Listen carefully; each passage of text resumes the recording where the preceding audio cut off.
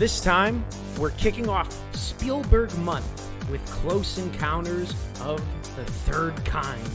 And along the way, we ask, was this meant to be so scary? Is Spielberg preparing us for first contact? And would you abandon your life to join the aliens? TWA 517, do you want to report a podcast? This is Force Fed Sci-Fi. Alrighty. Welcome back, folks. My name is TWS-25987, Sean Culp, and along with me is my podcast friend and co-host. I am electrical engineer Chris Rupp. That is safe. That is really safe. I mean, not if you're Richard Dreyfuss, because he abandons everything in this family to join the aliens in the mothership at the end. What a douchebag. Oh, Richard Dreyfuss. That was actually my first thought. Not to, I guess, give away too much. But yeah, when I saw this, I was like, wow, this man literally just bailed out on his wife and kids. I know she was saying, let's get a divorce, but still, man, he just took that to the nth degree. All right, I'm free. Well, I was just also amazed at how quickly she turned from "I love you so much and I support you" to "I'm taking the kids and leaving." Yeah, I mean, her character was definitely, it felt like a one-dimensional depiction of those suburban moms that are we have to keep up with the Joneses, the typical white people back in the day. Oh, my husband's a maniac, I gotta leave. It's well, this relationship was meant for success. Yeah, and it's also during the nosy time in America when everyone's neighbors knew everything about everyone. So when Roy lost his job, I'm sure it spread through the neighborhood like wildfire. Oh, did you hear Roy lost his job? Yeah, I hear he's going crazy and he's building mountains out of his mashed potatoes. What a time to be alive. Pre-internet, where now we just look at each other's social media pages and willy-nilly, display that information out in public. We don't even have to be nosy anymore. People will just tell us. Right. now the people who are outgoing and friendlier, we look at them as the weirdos now. Hey, how you doing? My name is Sean, and now I'm unemployed. I'm suffering from crippling depression. Nice to meet you. It's wow. Wow, dumping the whole purse out, aren't we? Oh my God. Well, I'm excited to get into this, man. I have not seen this. I never watched this film, and I've heard great things from so many people. So why don't you give us that synopsis, Chris, as you always do? All right. So when Roy Neary witnesses a possible UFO event, he begins to see visions of an unknown location and refuses to accept the common explanations for what happened to him. When he meets a mother who is experiencing the same visions, they resolve to find out together if humanity is really alone in the universe. Fantastic. Are we alone? Big plot. Spielberg does not shy away from making these big blockbuster films with big messages to them. And this movie, it doesn't seem like it, but this screams big underlying message with a sci-fi veneer on it. He always does such a good job with relationships and his dynamics of how people and children interact. I gotta say, Spielberg is he's one of a kind director, man. You're never gonna see anyone like him. No, absolutely not. And it just seemed appropriate to do a Spielberg month given how much he's contributed to the genre of science fiction. But this was not his first film or his first major film. He did Jaws 2 years before this, which is if you're gonna make a top 10 of films of all time, I would think Jaws would be somewhere in that conversation. Oh yeah, I mean he's got just such an incredible career, right? He does Jaws, Close Encounters, E.T., Saving Private Ryan, Schindler's List. I mean, this guy, he's just been collectively knocking it out of the park like the first 20 years of his filmmaking career. Yeah, and in this movie, he also gets a chance to show off like his screenwriting abilities, which I didn't think he had it in him because he doesn't write films that often. No, yeah, I didn't see that either. And apparently, according to the lead actor is Richard Dreyfuss. He plays Roy Neary, the electrical lineman from Indiana. But apparently, he convinced, and I've heard this because I've listened to I think it's like GQ interviews with Dreyfuss when he breaks down his career. But he said he hounded Spielberg into casting him in this film. And I guess Spielberg said that Dreyfuss talked him into casting him, and he listened to about 155 days worth of Close Encounters. Well, and I think Dreyfuss was kind of the non-obvious choice. I mean, he certainly has an everyman kind of quality to him. I mean, I'm just looking at some of the actors that they considered for Roy Neary, like Al Pacino, Jack Nicholson, Steve McQueen. Like, if you put Steve McQueen in this movie, like we're gonna expect some like motorcycle jumps or something. But it's instant, like it's not relatable to have someone as cool as Steve McQueen play this everyday family man. Oh yeah, even Jack Nicholson, I would say would be tough. Be like. Like, how would Jack even respond to the aliens? I'm going to Wyoming to look for a mountain. See you later, honey. Like, what? Like, I don't even know how he would respond. Imagine Jack Nicholson being surrounded by a bunch of little aliens at the end of the movie. I'm finally with my kind. Like, how? I don't even know. He just looks at Spielberg like, Steven, how am I supposed to act to this? I don't understand. It's like, you know what? I'm going to go get abused by Stanley Kubrick on my next movie. I'm out of here. Right? I mean, Pacino, you can never have a Pacino with a, whoa! Like, I would say Gene Hackman, though. Low-key, he's one of my favorite actors of all time. That I would be interested in seeing. Gene Hackman in this role. But like James Caan, Dustin Hoffman, maybe. I don't know if I would have wanted James Caan. Like James Caan, I mean, the image everybody has of Jimmy Caan is beating up his brother-in-law in The Godfather. Like I don't think of James Caan as, blue collar family man. Just start punching the aliens and the people. Get out of my way, pa. Yeah, I don't either. No, I think Dreyfuss is the right choice because he's always been in everyman. I mean, in his movies, he always has like some relatable quality to him, and regardless of where he is in his career. And like, I mean, another strength of Spielberg's films is that he always casts them really well because this is, I mean, we obviously don't. This doesn't have a staying power as say like something like Raiders of the Lost Ark or Jaws, but this is a good cast when they're all together on screen. I agree. They gel so well. Very well acted, and everyone, he's great at writing, like having these characters with their specific roles and what they represent and how they interact with each other and really propel each other throughout the scene. I mean, even the dude that played like the French guy, Claude, I don't even know. Francis Toffonet? Like, what is that guy's name? I'm going to try. Fantastic. I'm going to try it out as best I can. Francois Truffaut. Oh, oui. He was so good. I think we need the angry French smoking cow to try and help us out with that pronunciation. Hey, angry cow, get over here. Was this correct? Oh, hold on. Let me see. Let me look at it. Yes. I heard you. Yes, that is correct. Thank you, angry French smoking cow. I'm sorry for all the cow murders in this movie. No. They were asleep. That's true. They were merely sleeping. They were going, mo, mo, mo, mo, mo, mo, mo, mo, mo. Oh my God.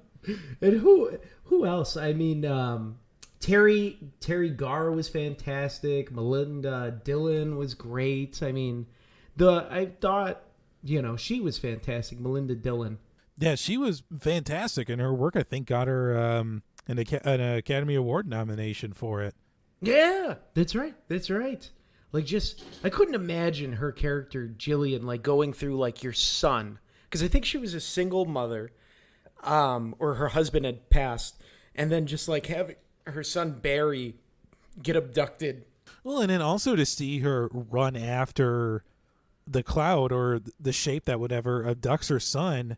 I mean, that look of sheer panic and terror on her face, I mean, that's so hard to pull off. And if there's one critique I have of this movie is that we don't get more of Melinda Dillon, like, furiously looking for her son, like going door to door, asking her neighbors if they've seen Barry. Like, I wanted more of that in this movie. I agree. Because I was thinking just like you, where they really, like, jump from her son being abducted, her on the newspaper, to, like, getting interviewed by, like, the military and scientists. And I couldn't imagine just, like, the loss. Like, how, I mean, she portrayed it very well. Just, like, almost like being a shell of a person, because, like, you lose someone that you love so close, that you had, like, out of you. But I thought that they would at least give, like, a little bit more of her, like, chasing, running around, being like, oh my God, where's my son? Yeah, and then the bond that she develops with Roy, over the course of the last couple of acts of the movie is really touching in a lot of ways. I mean, they're both kind of coming from, opposite ends of the family spectrum. Roy's family is gone, but Jillian still has a chance to try and save hers. So it's real heartwarming to watch them work together to try. And I don't know if Roy intentionally does this, but he does work to eventually reunite Jillian with Barry at the end of the movie. He does, and they have that beautiful scene with her seeing her son again. And that little guy was adorable. Carrie Guffrey or something, Guffey. He was just classic. The kid just had those one-liners the whole time. Bye-bye! Like, it was classic Spielberg. It's never a Spielberg movie without a child in it. And I'm just looking at it. I mean, because is it Carrie Guffey? I mean, he wasn't acting for too long, and there's a movie he did in 1979 where he played an extraterrestrial child. So it kind of seems like he got typecast a little bit after Close Encounters came out. You're the alien guy. It's like, you were in the movie with the aliens. We're gonna make you an alien kid. Go put a suit on. Yeah, that's unfortunate. Hopefully you got paid. That's all I can ask for. But outside of that, it was a decent. It was pretty decent. We had Lance Henriksen appear. Yeah, I couldn't figure out like which role he played, but he's credited as Robert in the cast. He's in the movie too. Also, Carl Weathers apparently is also in this movie. It must be one of those like blink and you miss it kind of roles, but yeah, like I was not expecting either of those two gentlemen to be in this movie. No. It was like, oh, okay. You just had those like mysterious castings. That's the Spielberg way. There's a reason why I guess he's so worshipped in the movie making business. I think he's somebody who knows exactly what he wants to put on screen, and like this idea, this movie he had been ruminating in his head for a long time. I mean, even going back to his childhood days where he was making amateur films. I mean, he even made a full-length science fiction film when he was 18, and he even incorporated a lot of those shots from that movie into Close Encounters. And when I read, like, at age 18, he did a full-length movie, I'm like, man, what was I doing at 18? It certainly wasn't making movies. No, not at all. Me either. He's just one of those people that just, he knew what he wanted to do, and he had that vision and just executed perfectly. He was meant to be a filmmaker. And this, I mean, that's wild that he made a film at 18.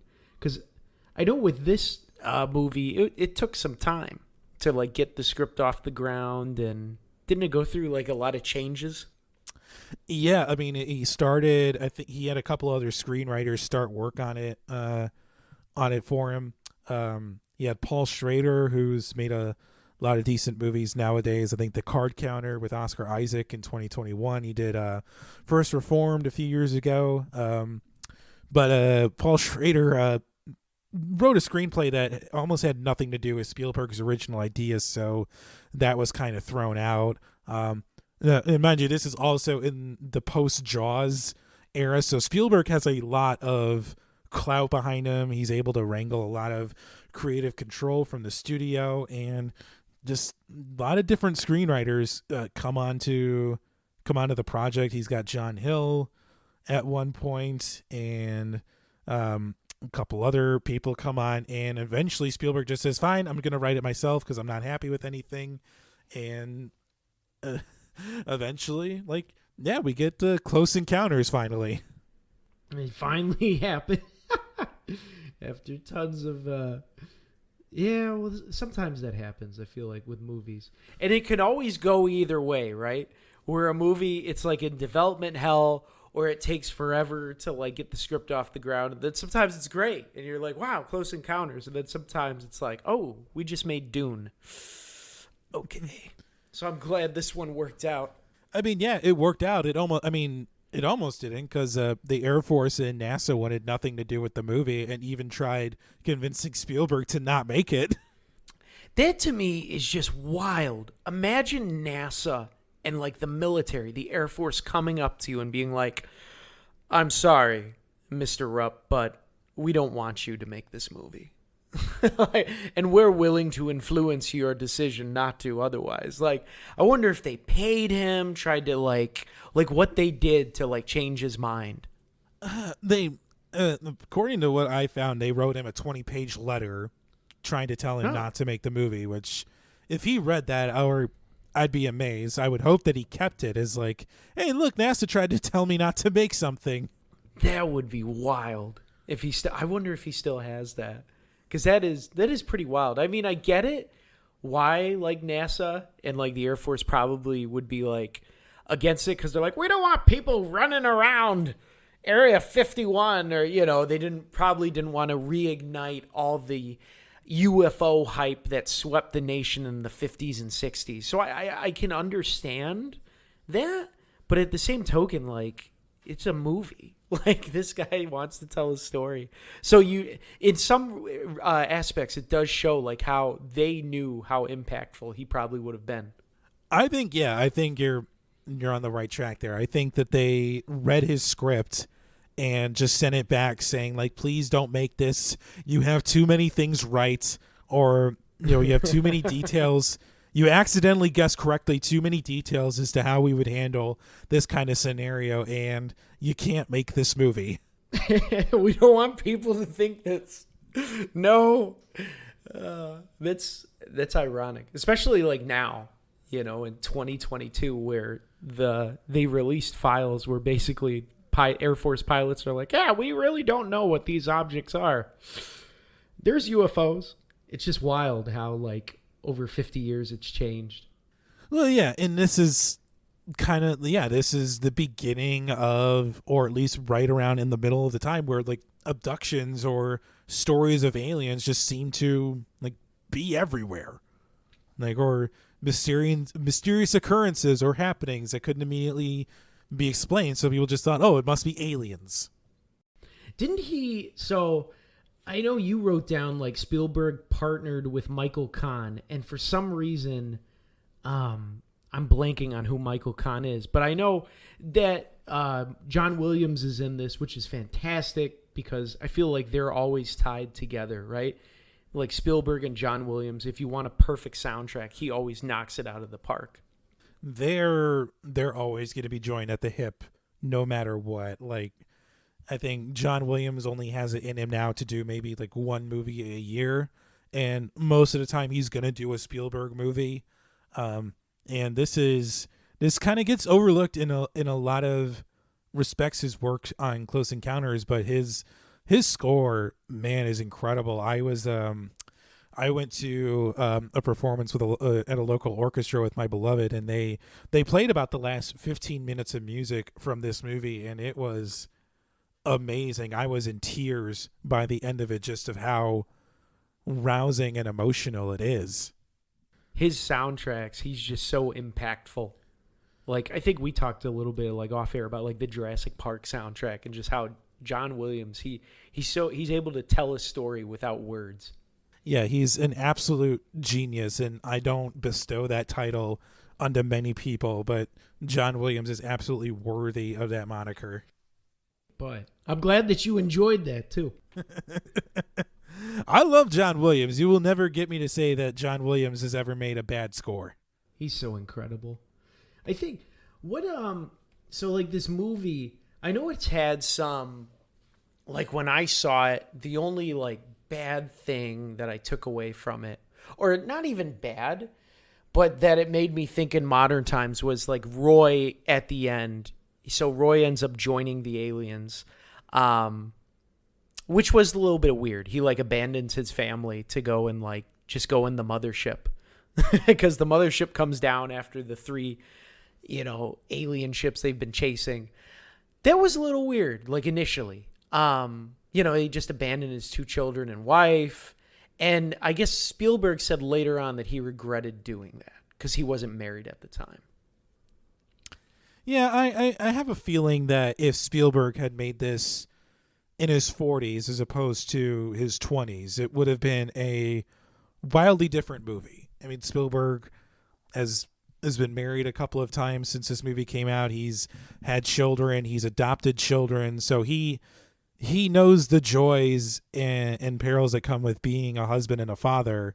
And I think coming at this from like kind of, I don't want to say dispassionate, but maybe uninformed is a better word, an uninformed point of view, really kind of clouds, the filmmaking aspect here. Yeah. Because the 20s, when you're in your 20s, it is kind of very selfish. I feel like I was very selfish in my 20s. So I could see how, like, not understanding, not to say, that there was anything bad with what, like, Roy did. It seemed like Richard Dreyfuss said he's glad that he didn't change the ending, I guess, because Richard Dreyfuss says, as the character, Roy was so obsessed with the aliens, like he had to go. Like there was no other choice that he could have made except go, because of everything that happened, his wife leaving. He was just like, I need to see this to the end, which I get, like obsessing over something. But I can also get where that, being in your 20s and like not having so many life experiences where, not that I have kids, but I that just blew me too, where I was like, wow, he's willing to leave his family. That's intense. That I don't know. That's a real, I don't know. I think it's a different movie if Roy is able to at least convince his wife to join him going to Devil's Tower. And it's an entirely different ending, if Roy then has an opportunity to say goodbye to his wife and family before joining the mothership. I mean, it's a very different movie, but then by doing that, we also don't get the journey that Jillian goes on in trying to get Barry back. So it's like you can compromise and make one character, have a sort of complete arc with his family, but by doing so, you sacrifice this another also fulfilling arc for this character. I agree. And it's like, where do you choose? Where do you go? What do you do? I think, I don't know, he made the right choice. I thought, it was unexpected. It was very unexpected. I thought Roy was just going to be like, oh, okay, I saw it. Well, all right, bye. But I also see where Richard Dreyfuss is coming from. It does make me wonder, though, like, I don't know if they have it. Did they show the inside of the spaceship? I don't believe they did. So I would be curious. I think in the theatrical cut they did, but in the director's cut that has kind of been the accepted or widely distributed cut, I think they eliminated those. So the movie ends with Roy getting on the mothership and it ascending to space, and then the credits start rolling.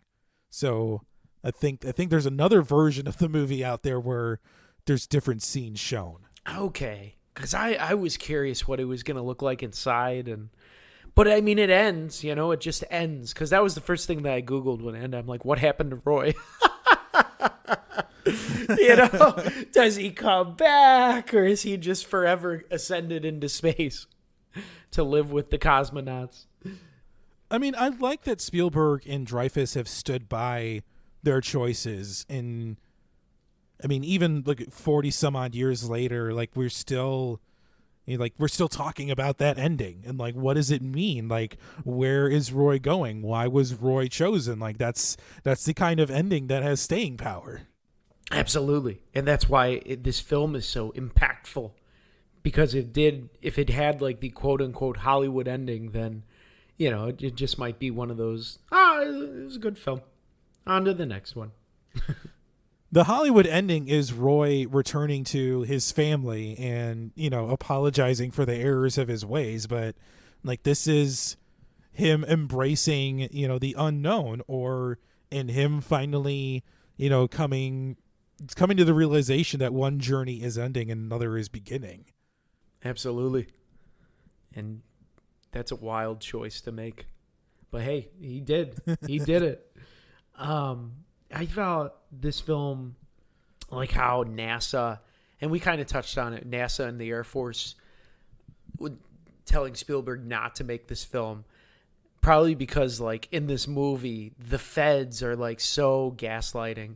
And I called that out when I was watching it, like when the animals all passed out and they're like, warning, toxic air all over Wyoming, run away. I'm like, there's no way that's toxic air. It's all a government sham, they're just pretending to scare the people. But it makes sense, they have to, because how else are you going to get a bunch of people out of a high, profile area? Right. And this is why I think this, that the government got involved in asking him not to make this, because this is directly out of their playbook to evacuate a mass area in the event of a first contact. Yeah. It makes sense. I mean, I feel like we do that even without a first contact. Not we as the military, but like, I feel like the government does that. And like, that to me, from like a perspective, if you want to control a situation, that would make sense. It's need to know, and what is the right decision that I can get people out of here without causing as much pandemonium, or people that are gonna, like, it sucks being like, oh, you're gonna die, here's all these cows that look dead. But I mean, it's like, what else are you gonna do? Because if you say, oh, there's aliens, like, it's gonna be even more pandemonium, and you can't control that scene. Whereas if, you say toxic gas, well, people are going to run away, so then I can create a funnel and get them out of there. So I understand that choice. I really do. Well, yeah, and then like the government should basically teach a master class in gaslighting, because it's not the only instance that occurs in the movie. Like you see I think it's the two Air Force colonels that they had at that conference table, and they've pulled in all of the witnesses of the UFO event, and they show them that blown up picture, like, this is a flying saucer. Oh, by the way, this is also a photo that I created in my front yard of my kid throwing a pie tin up in the air. That was so good. That dude was trolling them so hard. He got me too, though. I was like, wow, they got a photo? And then, dick. Well, and also that seems like a bit of a mistake. Like, don't gather 100 witnesses in one room. Like, you have to, you do that one at a time. That's a bit of a faux pas on the Air Force's part. I agree. That was not a good technique with like interrogation and trying to influence. Because when it's you versus 100, and 100 people have pretty much similar thoughts, they're probably going to start talking and then come to a group consensus, and you're out. Whereas if you go individually one by one, and then you start breaking down, gaslighting their thoughts individually, I feel like that's an easier way to influence and manipulate. Look at us talking about ways to control.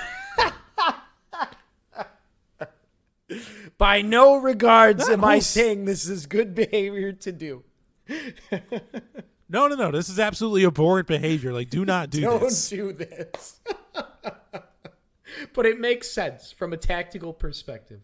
Well, yeah, and then they try to do everything they can do to discredit like these witnesses. I mean, they don't assist in Jillian when Barry's abducted, and I mean, I mean, you can play all the kinds of guessing games you want, but they may have had a hand in Roy losing his job at one point just to discredit him even further. But I mean, they're all there. I mean, except for that wacko who says like, "Oh yeah, I saw Bigfoot too." Like, yeah, they all know what they saw. They all did. They knew, and I feel like with such a traumatic event like that, that's a hard thing to sell, like to dissuade people. That's a really difficult, especially with different experiences of it.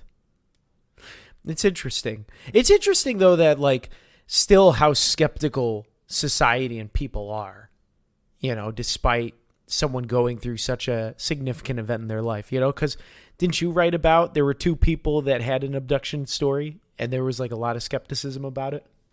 So yeah, like I sent over some notes to you like about this, and I did a bit of a deeper dive into it's called the abduction of Betty and Barney Hill. Now this has been reported as one of the first major abduction stories, quote unquote, for in terms of alien abductions.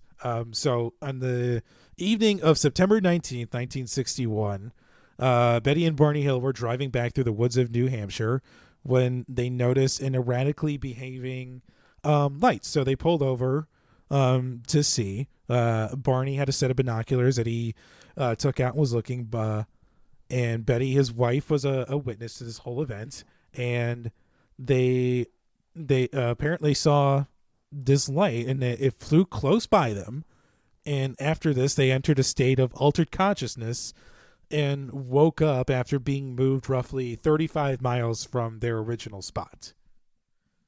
And they reported this incident to the Air Force and were even interviewed by this was a civilian agency at the time. There was no real government oversight. It was only active for about 20 years. It's called NICAP, or the National Investigations Committee on Aerial Phenomena, which was basically a civilian UFO like observation group. Like they would hear about people who were quote unquote abducted or they saw UFOs, and then they would go be interviewed by like credible doctors or Air Force personnel or something like that.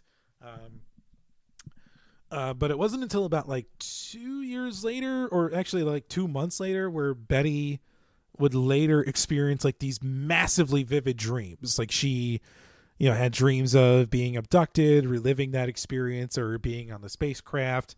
And she and Barney underwent hypnosis at the time. So they were under hypnosis for a while. They documented what they saw or experienced and things like that. And Betty always more fully embraced what happened to her more than Barney did. But their story has been thought to kind of like be a hallucination, and there's even some drawings during their hypnosis sessions that look like aliens from a few episodes of The Outer Limits. So some elements of their story have been discredited, but I think it's impossible to totally disprove it. Barney unfortunately passed away in 1969 from brain aneurysm, but Betty would ride this publicity up until her death in 2004. She actually became one of the UFO community's like most staunchest supporters. Like, and she was like the godmother of alien abductions in the 60s. Like everybody, like she went to a lot of events. There were books written about her and her husband's experience. I mean, hell, there were even episodes of like prominent television shows that were based off of their experience. Wow, that's wild. So they were super influential to the community. Well, I mean, again, like, I don't know how much validity I put into their story because of their differing accounts, and elements of their story have been disproven, but not the whole thing. So it's just, and honestly, like, if even if these abductions like are true, I don't see the point in abducting random ass people off the road or off the field or whatever. Because, like, I mean, if they're trying to like probe our weaknesses, like hijack a military general or abduct a president or like someone you can get secrets from, not just a married couple out for a drive. maybe that's why aliens do that, right? Because if they get someone too high profile, then we'll know they're missing.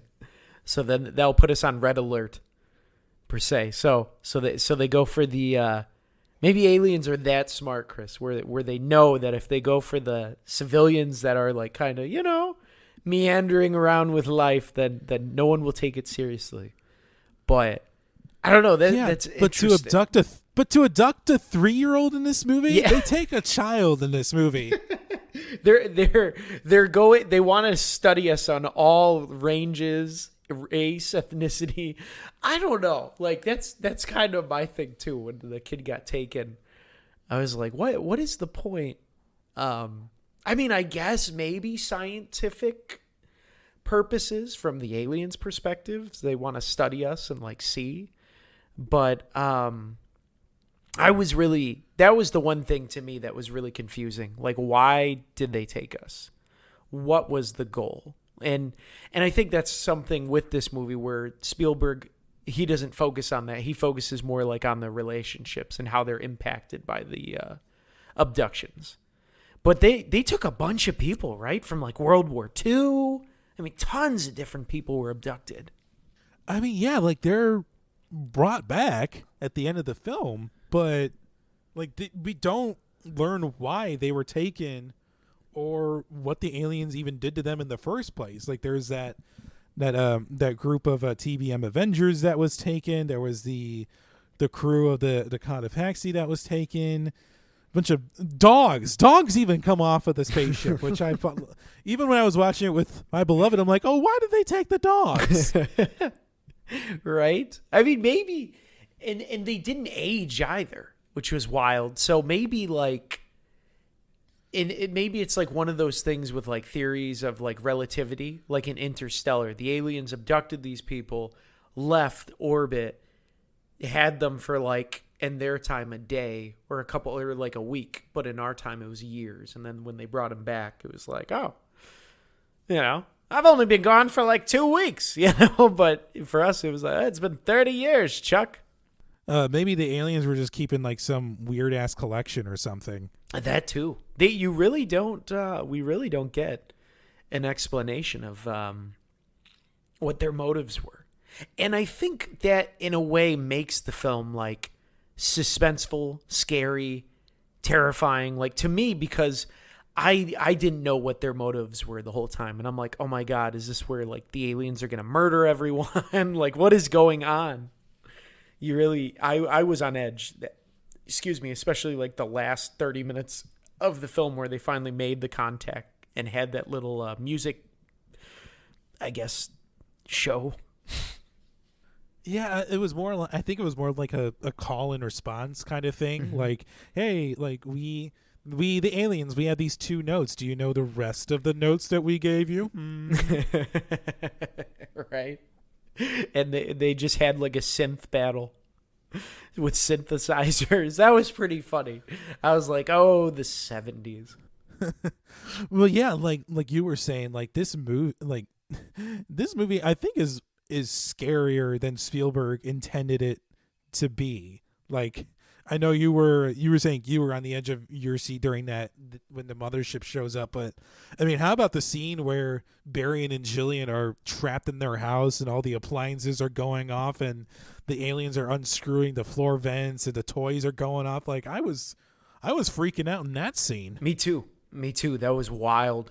You really didn't know what was going to happen to the family, the kids, and I think he set that tone for that reason. Like, he didn't want the aliens to come off as like these friendly people, but he also didn't want them to come off as like these murderous beings either. Like they came for what they wanted, and he did a great job shooting that too. That scene with the lights, the tint having orange, and just shaking the house. That had to have been so much fun for the crew and the actors.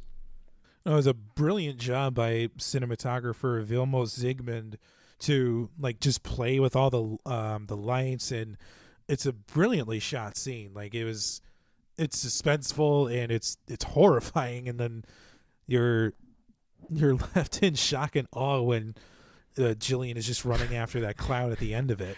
Yeah, because Barry's the little kid. He's just like, I want to play.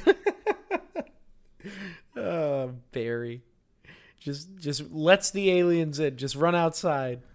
That kid gets into so much trouble. I mean, Roy nearly runs him over, chasing after the UFO, and then he lets himself get taken by the aliens because he thinks like, "Hey, I want to play too." Yeah, he's just the choices made. It's so interesting. But in a way, I guess it makes sense. I was trying to think like modern 3-year-olds today, would they be so willing, And I don't know. I think it just depends on the child. Because there's some kids that are super like, hey, and then some kids are like, what the, get away from me, you weirdo. Maybe the 70s were just a different time. Yeah, people were more trusting back then. Now the rule is you meet a stranger, punch him in the nuts. That's the rule. Yeah, exactly. Don't care if you're an alien, an animal, or a human. Get away. It was good. It was really interesting. I think like modern days, like I don't know, aliens now, I don't really hear too much about them. They're not. It's not really like an interesting thing to put on screen anymore because aliens kind of like become a catch-all thing.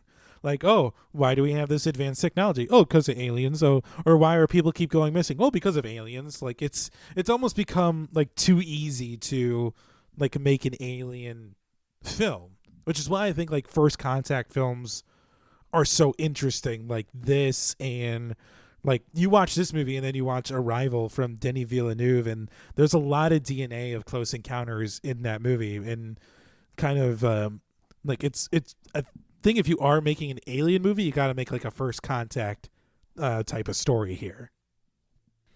I agree, because it's more interesting to see like how people react to the species and like how the world reacts, and I think it allows like the director and writers to really play with different outcomes. There's a lot more conflict there as opposed to like, if there is no First Contact, then what else is there? Aliens attack, or humans attack. I think you can kind of get pigeonholed into one style of storytelling. Right, and this is a different kind of alien story. Like Spielberg doesn't make, angry alien movies, or he's made one or two, I think. But this is kind of like his whole like aliens can be our friends kind of story, or his idealist thinking when it comes to like a First Contact scenario. Yeah. And I think it's right up that alley for how, in my mind, I would love our First Contact to be, because we talked about Mars Attacks and how Mars attacked, and that's just hilarious, spoof of satire and, crazy aliens murdering everyone. But this would be, hopefully, I would hope, our reality of how we would deal with UFOs. I mean, I would hope that the government wouldn't get up to as much subterfuge or gaslighting, but I mean, I think, and this is something we've talked about before on this project, that if we do experience First Contact sometime in our generation, I really hope it goes the Star Trek way, and we see a new era of technology and peace and, solving the global crisis that gets ushered in from this. Like I would love for that to happen. A much more optimistic take. I definitely agree with you. That would be the ultimate hope. And Chris, apparently all you have to do is fly through the Bermuda Triangle to get there. Oh my god! Like when you look up, like even right at the very beginning of the movie, you see all these planes in the middle of the desert, and it's like, oh my gosh, what happened? And then they kind of unpack it as the story goes on. Like, oh, this group disappeared over the somewhere off of Florida, or the ship that they find in the Gobi Desert that also disappeared in the Bermuda Triangle, and like the Bermuda Triangle, like let's just say, like it's an urban legend. Like there's perfectly logical explanations for why things go missing. There's the possibility of magnetic variances that lead to navigation errors. There's also the strength of the Gulf Stream itself. It's one of the strongest ocean currents in the world. So yeah, like if a small craft like sinks or something, it's very plausible for it to get washed away outside of a search area. You also can't rule out human error. Like pilots or boats like get lost or and sink all the time. Like, I mean, how many stories have we heard of people trying out experimental aircraft and dying, because they got too big for their britches. Yeah, all very plausible and logical reasons. I definitely agree. But there's some. I mean, and also too, like this is a massive area. Like it ranges anywhere from 500,000 to 1.5 million square miles of ocean. So there's bound to be something that happens in a specific space. I mean, and there's even been documented incidents like going as far back as when the Santa Maria was making landfall there and among the Caribbean islands there. So there's, I mean, I don't know if UFOs were visiting in 1492. It's possible. I don't know. But I mean, I just think that there's logical explanations for what happens to all of those disappearances, quote unquote. Oh yeah. And the ocean, like, I think people forget that the ocean is so vast. We've not even searched any, like, all of the ocean. It's impossible. We don't have the technology to do so. So the likelihood of craft being like washed away and sinking to depths so low that our scanners can't pick it up, to me, is very very plausible. Very plausible. I have gotten lost myself in the YouTube tunnel where I've like listened to stories or done like on the Bermuda Triangle where people are like, went to a different dimension. Yeah. But I don't know. It's definitely just one of those things where I'm comfortable with not knowing or not understanding, and I'm not too worried. Nah, spoilers. I don't think there's anything untoward or interdimensional happening in the Bermuda Triangle. I just think it could be just one of those weird places where a lot of wrecks happen. I mean, you can't rule out human error with something like this. It's just, it happens. I mean, if you're in a small craft, like you may not have the most advanced navigational equipment. So yeah, you could get lost pretty easily. If there is a violent weather event, such as a downburst, like that could easily, sink your ship or capsize you. Like and also too, like I think there's sharks in that water. So, or all manner of things that could possibly eat you. So, Nom nom nom nom nom nom nom. exactly. Like, so I think people just want to, it's like the Bigfoot thing. Like, well, we don't know for sure whether or not, we don't know if Bigfoot's real, but we don't know if he's not real. Like, it's just, it's like, well, yeah, like weird things happen in the Bermuda Triangle, but we don't know if that's just a coincidence. Yeah, right. It's just one of those things. Hey, it makes money though, and sells and creates stories. So maybe it's just a legend, It's like one of those legends that will always exist. Oh, it's absolutely an urban legend. I don't think there's any validity to, the whole like, oh, aliens are abducting people, or there's an interdimensional portal. I just like, I mean, and these stories have been around for years, so it's plain to see like why Spielberg gravitated towards like specific things from the Triangle, like a group of Avengers that goes disappearing in the Triangle. Yeah, that's an interesting mystery, and why not, solve it in a fun way by putting it in his alien abduction movie? Absolutely. So with this movie, do you well, I don't think no one died in this movie, right? Yeah, that's right, cuz the cows and like the animals just went to sleep. No, nobody dies. Roy's and Ronnie's marriage dies, but I mean that's a more metaphorical death, I would say. That's the red shirt for the movie. Yeah, I did have a yellow shirt though. Right. When Jillian and Roy are they escape their captivity there at the military camp. There's a third person that manages to join them. I think it's his name is Larry Butler. Manages to run along with them, and unfortunately, he falls victims to the Army's extreme knockout gas. But yeah, like he had the cojones to step up and say, "I'm going to join you guys. I want to find out what's that Devil's Tower. Let's go." That's right, because no, all of them stayed in the helicopter. They were all afraid to leave and follow Roy. Be like, "We gotta get out of here. You can breathe. Rip off your mask." It's all okay. You should have kept that gas mask, dude. Right? The one reason they did it. He did have my moment that was really intense was when Roy couldn't get up the mountain. You know, he would climb and he would get so close and then just fall back down. Spielberg with his suspense. I think most of that suspense itself comes from the sound of the helicopter, getting closer and closer to them, and John Williams just again his impeccable work on this movie, and then coupled with Spielberg's framing of the shots and just how it's filmed with the close up of Dreyfus's and Dylan's hands just trying to reach for each other, in that last moment of like, here, like I can help you, let's help each other. In the situation they're in. He just had to let go and work as a team.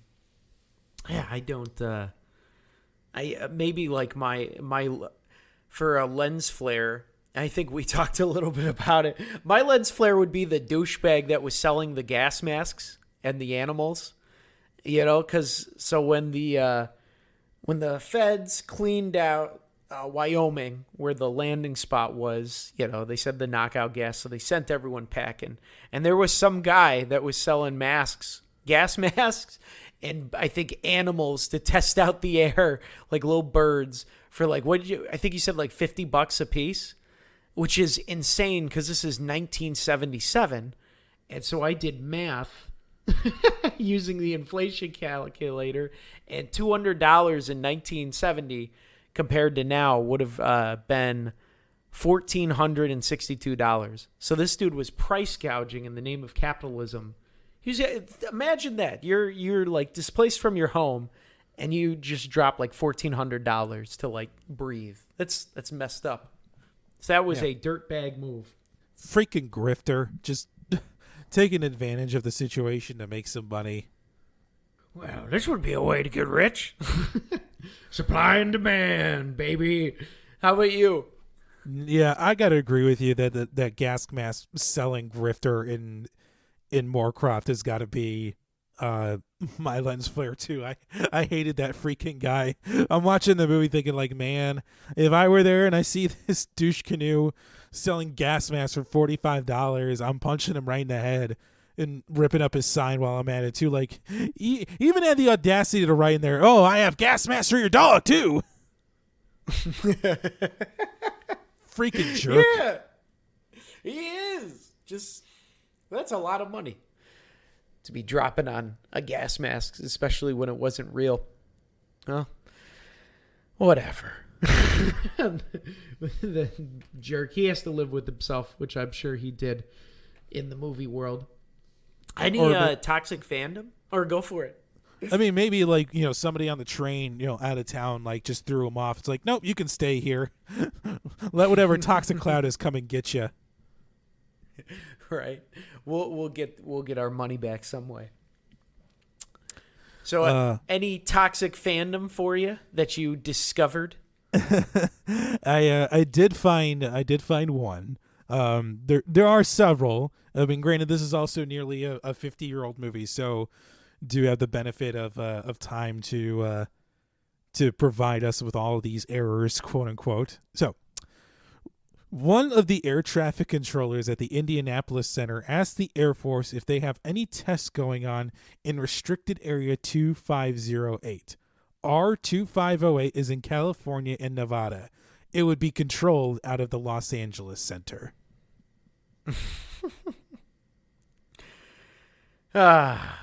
Well, great that they know their geography. If there's one thing that we can take away after every entry in This Week in Toxic Fandom is that there is a pedant for nearly every sort of occupation and interest that has ever existed. Because we have an air traffic control pedant out there. Just watching movies and waiting for their time to strike. Oh, God. That's like the people that correct you when you mispronounce a word. You know, they stop the whole story to be like, no, this is how you say it. It's like, all right, can we focus on the story? Like, all right, Webster, settle down. Let's pump the brakes there. Oh, God. What a life. What a life, Chris. Well, I know, like, with this movie, it was a pretty big success. I think I've heard the story about Spielberg wanted to compete with George Lucas because Star Wars was released in 1977. So they took bets on who would make more money. So the story goes is that George Lucas actually visited the set of Close Encounters and told Spielberg, like, oh my God, your movie's going to be so much bigger than mine was. I think you're going to have the biggest hit, or it's going to be so much bigger than mine. It's going to have a bigger impact. So they decided to trade points. Now, if you're unfamiliar with that term, points are basically a financial percentage. You know, if an actor negotiates saying like, oh, I want 8 points of the gross. So basically they're saying they want 8% of the worldwide box office gross. So what they did is they bet. So Spielberg said like, okay, if Star Wars makes more money, you give me 2.5%, 2.5 points. However, if Close Encounters makes more money, I'll give you 2.5%. So everybody knows like how that turned out. Spielberg now Star Wars was the success it was. It was one of the biggest films of all time. Close Encounters didn't nearly gross as much as Star Wars did. So yeah, that's why Spielberg came out ahead by $40 million in that bet. God. Wow. Because I know, like, this movie made like $306 million, and Star Wars made like almost $800 million. So that's just kudos to Spielberg. He's smart, though. I guess he was able to finance his next movie with that money alone. Well, this is still like even like $306 million in 1977. That's still a lot of money. Like for them, that's wildly successful. I mean, and this was made on a budget of $19.5 million. So yeah, like huge box office returns, and it was even a Columbia Pictures most successful movie at the time, and really saved that studio out of bankruptcy because they were on dire financial straits. Like they did not expect Spielberg to balloon the budget as much as it was, and it really saved them from insolvency. God, kudos to them, man. I mean, because let's see. He made $40 million off of that bet. Right? Yeah, it made $40 million. So, off of that, back then compared to today, he made $174 million off of that bet alone. Oh my God, that is insane. Yeah, but then he probably invested it with Bernie Madoff and lost a lot of money.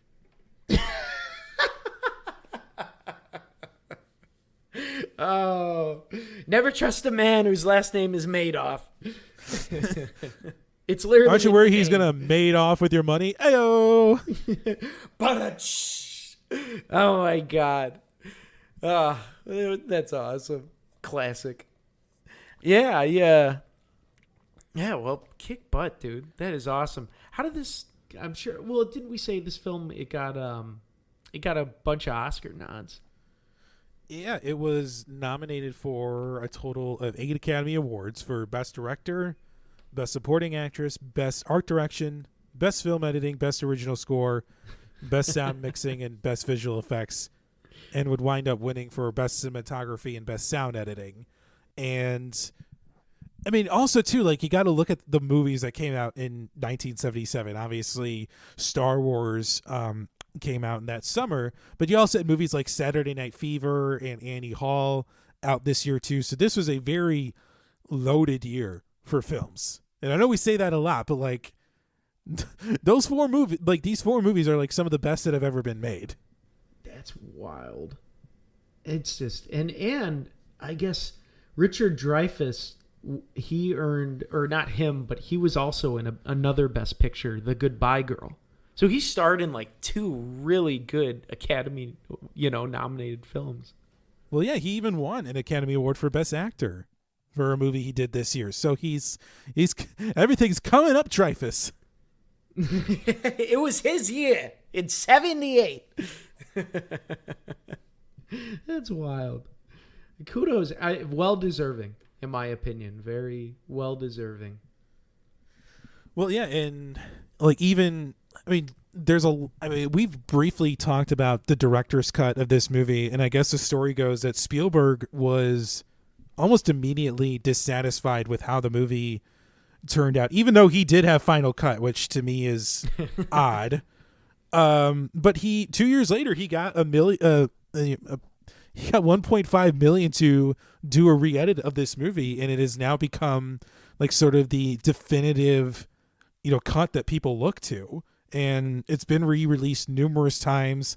I think it's the first option that comes up when you're searching for it on Amazon Prime or whatever, and it's nice to see, because I think this is the actual version of the film he intended everybody to see.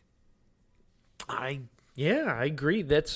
It's the reason why I watched it, because I saw a director's cut, and then the years were so close. So I was like, well, I'd rather watch this, because I think there was even a little bit more footage. So I'll trust Spielberg for his director's cut. Yeah. Agreed. Well, you want to rate this puppy? Yes, I would love to. Let's get into this. So, on our unique scale on the Force Fed Sci-Fi podcast of wouldn't watch, would own, and would host a viewing party, Sean, let's start with you. What do you give to Close Encounters of the Third Kind? For this movie, hands down, I would give it a would host a viewing party. I think it's crisp, clean. And I feel like this is going to be a common theme with all Spielberg's films as we review them. He is a master storyteller. And much like with Jaws, I'm appreciating more Spielberg in the 70s as well, because he definitely is taking a lot of chances with this movie. I think the depiction of the aliens and like just the special effects, what he used for back in the day, to me, it aged well, and it's something that you really can marvel at for how his mind is just as a filmmaker and making a lot with a little. And I think the script's great. It still stands the test of time. I think there's everything in this movie for someone to take away if you like sci-fi or if you like focusing on psychology or relationships. I mean, there's a lot. And I think there's even more to unpack, and overall, just really well done film. Really well done. So I give it a would host a viewing party, hands down. How about you, Chris? Well, I'm going to come in slightly below you, and I'm going to call this a would own. And that's not to say that I don't love this movie. This feels very modern, in spite of how old it is. And I think a lot of that has to do with just the story that Spielberg has crafted, a lot like what you were saying. I think Richard Dreyfuss is the perfect actor to play Roy Neary, and to see a man possessed by an idea to the detriment of his life, like, it seems like right at home in every generation. Like it's the basis for a lot of stories that, you know, we consume and that we read about. But I think, and we certainly touched on this too, I think if Spielberg had made this, you know, 20 years later in his life, it would have been a vastly different movie. I don't know if it would have been as beloved as it is now, but it still would have been a great movie. But we just don't know. I think it's great to see the product exist the way it does now. And I think I think the message behind it is to encourage people to not be afraid of the unknown, and that hopefully we're not alone in the universe. And I think ultimately we should take away a lot of hope and a lot of wonder for the future, because we don't know what that can hold. And that's true with a lot of Spielberg films. I think another reason why this movie holds up so well is the visual effects, something we didn't really talk about that much in this episode, but they were done by the legendary Douglas Trumbull, who recently passed away. He also did the visual effects for Blade Runner. And I even watching this now, I was in awe of the mothership coming down at the climax, and just in my head, my inner monologue was thinking, oh my God, these are amazing. And this movie itself just runs the entirety of the emotional spectrum. You're scared, you're laughing, you're amazed at what you're seeing. But I think today's audiences aren't really going to pay attention to this method of storytelling. There's a lot of show and not tell, and there's a lot of things that you have to glean from watching it. You can't glean it from the dialogue, and that's why I'm calling this a would-own. Modern audiences just may not grasp it as well as others would, but still, I got to give it to Close Encounters of the Third Kind. Probably one of the best movies all around that we've watched for this podcast. Amen, brother. Great review. I totally agree with you, man. Fantastic film. I agree. Absolutely. Well, we're going to continue on with Spielberg Month. Sean, you want to hear what we're going to watch for next time? I'm down. What is it going to be? Well, I think you can't discuss Steven Spielberg without talking about his classic from 1982. We are watching E.T. the Extraterrestrial. Wow. I haven't seen this, God, since I was like 8 or 9 years old. It's been a long time. Holy crap. God, probably since the 90s. I'm down. I'm so down. I'm so excited to watch this. And Sean, whether these movies are great or terrible, it is always a pleasure to talk about them with you. Right back at you, Chris. Always a pleasure. And I'm grateful for this review and for this Spielberg Month, man. Thank you, man. It was good. Thank you. My pleasure, my friend. And if you enjoyed this episode of the Force Fed Sci-Fi podcast, we strongly encourage you to head on over to Apple Podcasts and leave us a 5-star review. It really helps to drive us up the charts, as well as help people like you find the show. We are across the spectrum of social media with Facebook, Twitter, and Instagram, all at Force Fed Sci-Fi. You can check out and download episodes from Apple Podcasts, Google Podcasts, Spotify, the iHeartRadio app, or wherever you find podcasts. And go ahead and hit that subscribe button so you never miss an episode. Finally, you can check out our website, forcefedsci-fi.com, for show notes and links to all of our social media. And so for all of us at the Force Fed Sci-Fi team, we will see you next time.